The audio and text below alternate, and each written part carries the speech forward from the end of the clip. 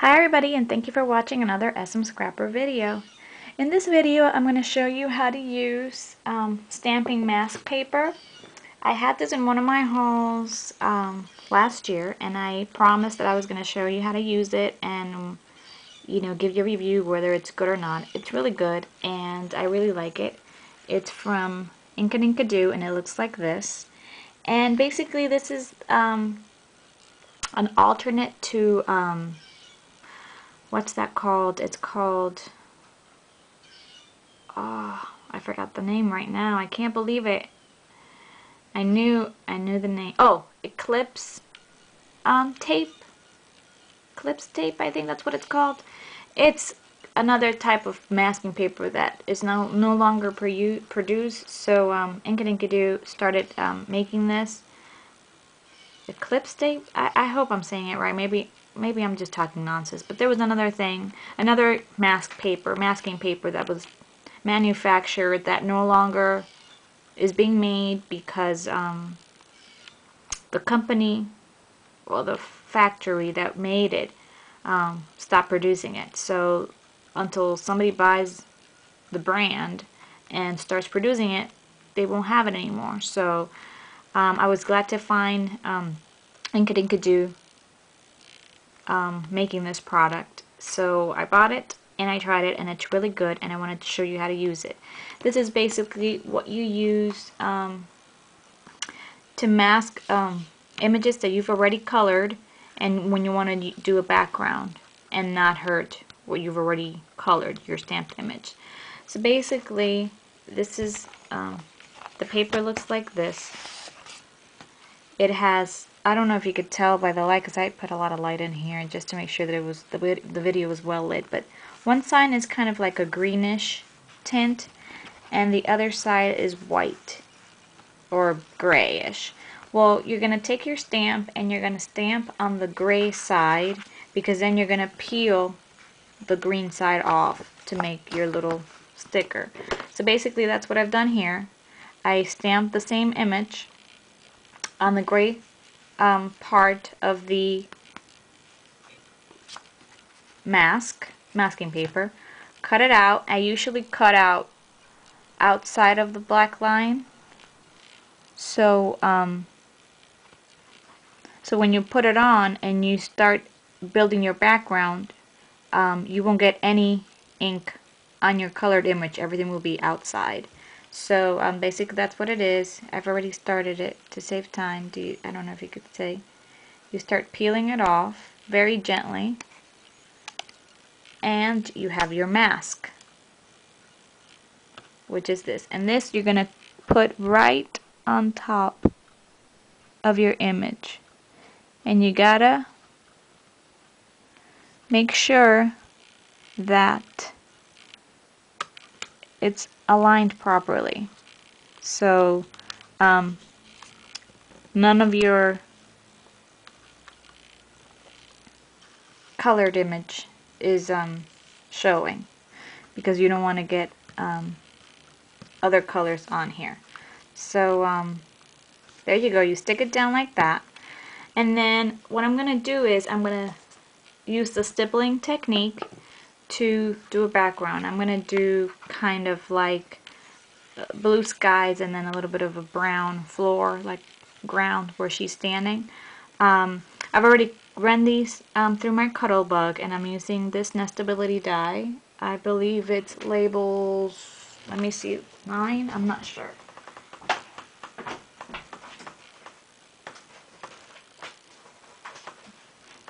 That particular one, this particular one, is labels 4. I'm sorry. So the reason why I do this is when you cut these with the nestabilities, it leaves a little edge there, and I want that edge so it looks like an extra matte on my image. So when we're done with this, I'll take it apart and then you'll understand why I'm leaving the nestability in there. So you got to make sure that everything's, tucked well in there. And you're going to put your image down. I'm going to use some stippling brushes. You can find these brushes at your local craft store. You can also find them online. These I got a long time ago, and They're awesome. They're different sizes. They're different thicknesses also. And some of them don't look like this. They look more like brushes, but these are the ones I have. So these are the ones I'm going to use. Again, they're called stippling brushes, and you can find them at your local craft store. And I'm going to use Distress inks for the background. So I'm going to use tumbled glass for the sky and tea dye for the floor. So I'm going to start with the tumbled glass. I'm going to take my stippling brush, ink it, and stipple. So basically what the mask is doing is blocking any of this blue to get on what you already colored. Sometimes I like to use different shades of the same color. I didn't pull them out for this image, which I should have, because I like to give a little bit more dimension to the background sometimes. But it's your choice. You decide what you want to do. So I'm going to bring it up so you could see what's going on in here. I hope you can tell. There's a lot of light in here. Maybe I put too much light.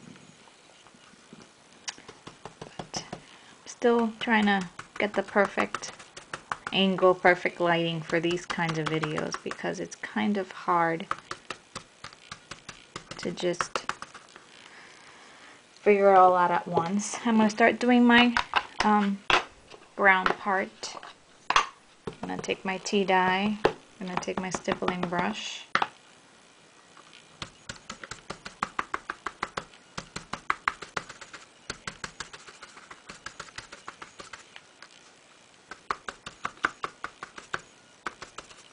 And you know what? I am going to get a darker color because I want a little bit more of a shading on the top of the sky.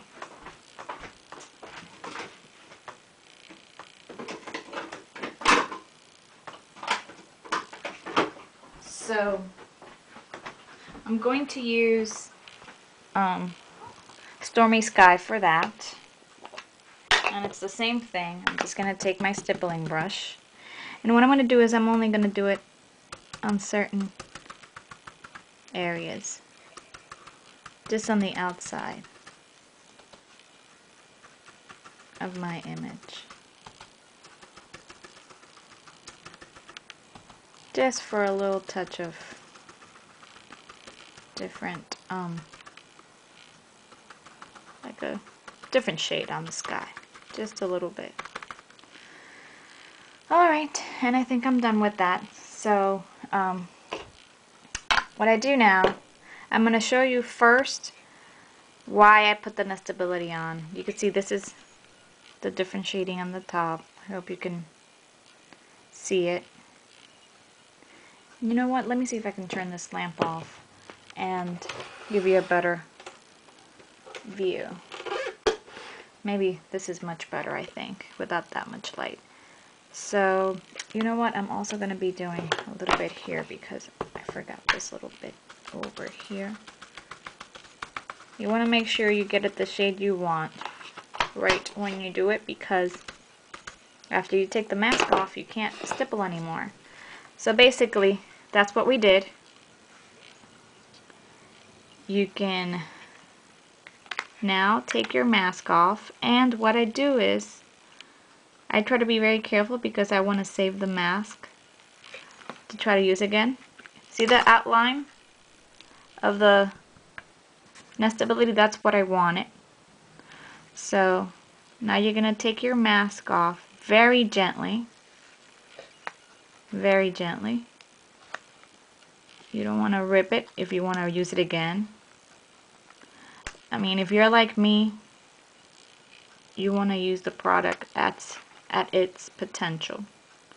So I know I can use it several times. The sticky is really good on this. So